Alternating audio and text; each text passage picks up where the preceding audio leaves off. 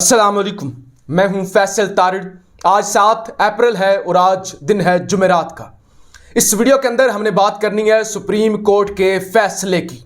अगले चंद मिनट्स के अंदर सुप्रीम कोर्ट का फैसला आपके सामने आ जाएगा और मुझे तो इस फैसले का अंदाजा अभी से हो चुका है।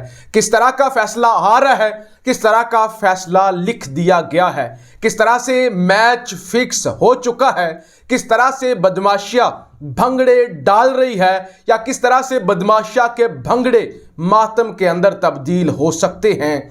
क्या सूरत हाल है इस फैसले के अंदर, न्यूट्रल का क्या किरदार है, क्या होने जा रहा है, क्या पाकिस्तानी जो इस वक्त सुप्रीम कोर्ट पर अपनी नजरें लगाकर बैठे हुए हैं कि सुप्रीम कोर्ट से हमें इंसाफ मिलेगा, सुप्रीम कोर्ट दूध का दूध और पानी का पानी कर देगी। सुप्रीम कोर्ट क्योंकि सबसे बड़ी अदालत है तो हमें यह पता चलेगा आज कि कौन सुरखरू हुआ है, कौन हक पर है, कौन सच्चा है, किसने गद्दारी की है, किसने झूठ बोला है, किसने फ्रेब किया है। तमाम पाकिस्तानियों की नजरें सुप्रीम कोर्ट पर है। लेकिन तमाम पाकिस्तानी इस वक्त जो मेरी वीडियो देख रहे हैं उनको मैं ये बता दूं, इंसाफ के तकाजे पूरे नहीं किए जा रहे। फैसला जो भी हो हुकूमत के हक में हो, जो कि होता हुआ नजर नहीं आ रहा। बदमाशा के हक में हो, इंसाफ के तकाजे पूरे नहीं किए जा रहे। मैच फिक्स हो चुका है, मैच फिक्स हो चुका है।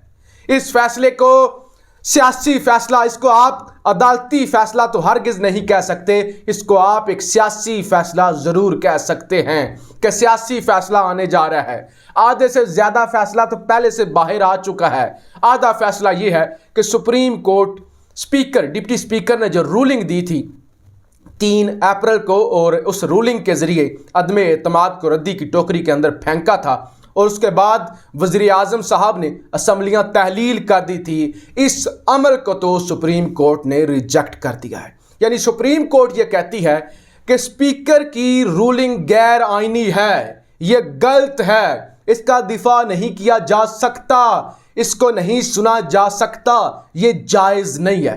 तो आधा फैसला आपके सामने मैंने रख दिया कि स्पीकर की रूलिंग गैर आईनी है। लिहाजा जब स्पीकर की रूलिंग गैर आईनी हो जाती है तो उसके बाद वज़ीर आज़म ने उस रूलिंग के बाद जो असम्बलियां तहलील की हैं तो असम्बलियां भी वापस बहाल हो जाती हैं।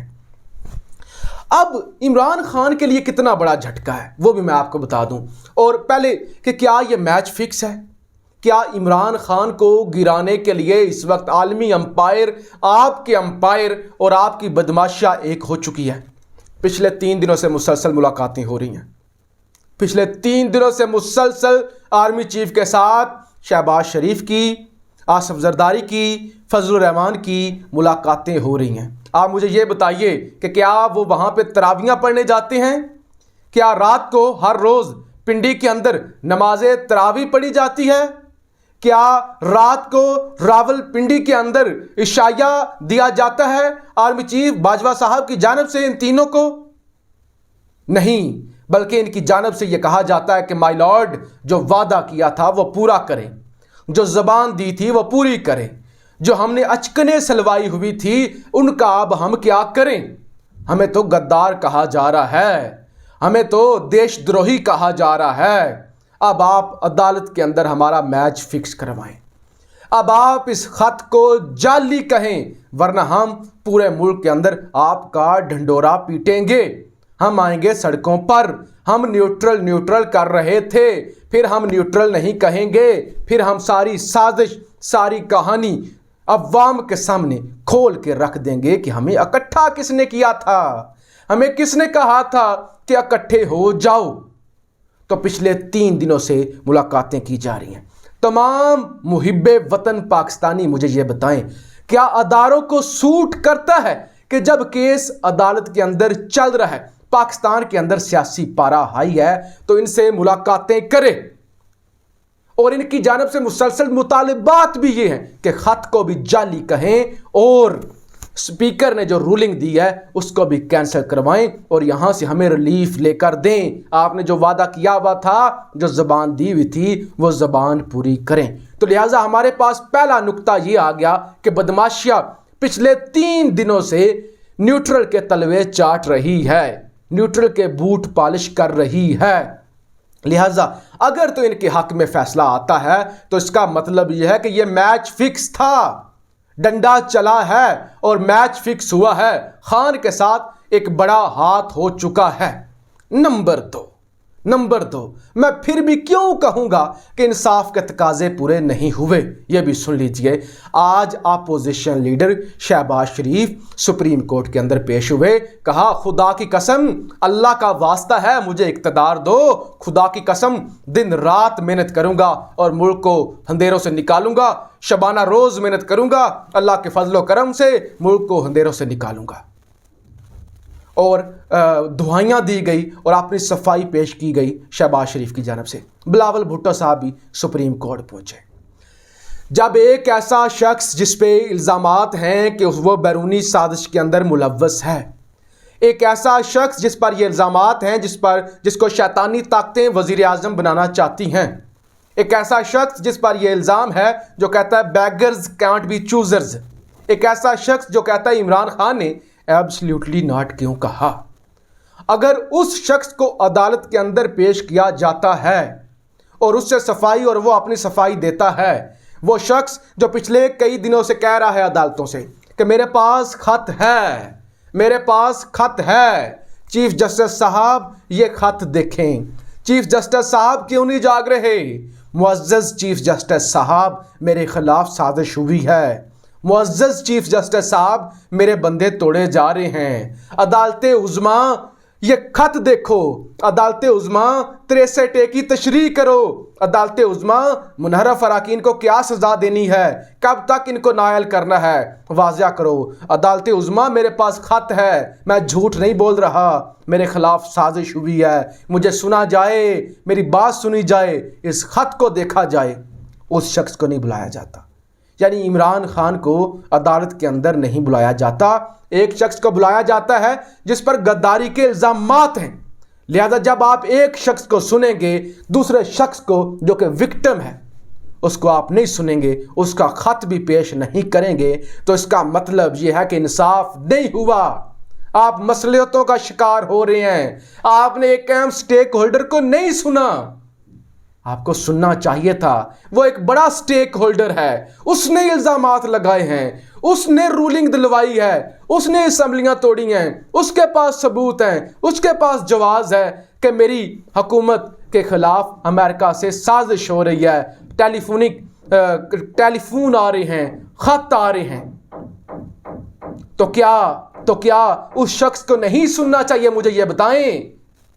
जब आप उस शख्स को नहीं सुनेंगे, उसका खत सामने नहीं रखेंगे, गद्दारी वाला मामला नहीं देखेंगे, MNAs का बिकना नहीं देखेंगे, आप अमरीकी साजिशें, अमरीकी धमकियां नहीं देखेंगे, डोनाल्ड लू के बयानात नहीं देखेंगे, असद मजीद की स्टेटमेंट्स नहीं सुनेंगे, तो आपके सामने कैसे वाज़िया होगा कि इमरान खान ने और स्पीकर ने जो एक्शन किया, जो रूलिंग दी, उसके पीछे वजह क्या थी? आप ये तो कह रहे हैं कि रूलिंग ठीक नहीं थी, रूलिंग गलत थी, रूलिंग गैर आईनी है। खुदा के लिए ये भी देखें जिस वजह से रूलिंग दी गई है वो वजह क्या है। तो मैंने आपको बताया कि पूरा मैच फिक्स होने जा रहा है, लेकिन एक नुक्ता आज अदालत से सामने आया। अदालत ने कहा हमें चुप ही रहने दें, हमारी जबान ना खुलवाई जाए, अगर बात निकली तो दूर तक जाएगी। यानी जो आज मिनट्स रखे गए हैं ना सामने, नेशनल वो सिक्योरिटी कमेटी के, कौमी सलामती की जो कमेटी है, उसको पढ़ने के बाद चीफ जस्टिस साहब ने कहा देखिए बात निकली तो दूर तक जाएगी, शहबाज शरीफ साहब हमें चुप ही रहने दें।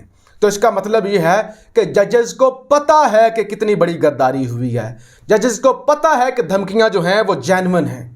लिहाजा जब जजेस को पता है, अदालतों को पता है, तो अदालतें अगर प्रेशर में नहीं आती, अपोजिशन के प्रेशर में नहीं आती, इंटरनेशनल प्रेशर में नहीं आती, या न्यूट्रल अगर अप्रोच करने की कोशिश करता है, यानी अदालतें आज़ादी के साथ तहकीकात करती हैं, तो फिर बड़े बड़े आज रगड़े जाएंगे।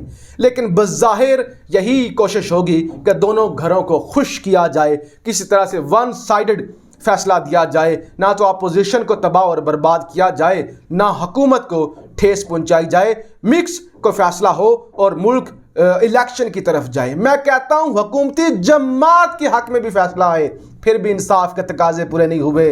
आपने वजह यह तलाश करनी थी कि रूलिंग दी क्यों गई। आप ये सुन रहे हैं कि रूलिंग असली थी या नकली थी, रूलिंग आईनी है या गैर आईनी है। मैं खुदा के लिए आपको यह समझाने की कोशिश कर रहा हूं, रूलिंग दी क्यों गई, इतने सेंसिटिव वक्त पर क्यों आर्मी चीफ से इन तीनों ने 3 दिन मुसलसल मुलाकातें की, क्यों, क्या जवाज बनता है, क्या मुतालबात किए गए हैं। इस हवाले से अदारों को भी अपनी पोजीशन वाज़ा करनी होगी और प्रेस रिलीज जारी करनी होगी कि इनसे मुलाकातें हुई क्यों हैं। लेकिन मुझे तो ये सारे का सारा मामला बिगड़ता हुआ नजर आ रहा है, मुल्क तबाही की तरफ जाता हुआ नजर आ रहा है, और मजीद कशमकश आज के दिन के बाद होती हुई नजर आ रही है। पाकिस्तान जिंदाबाद।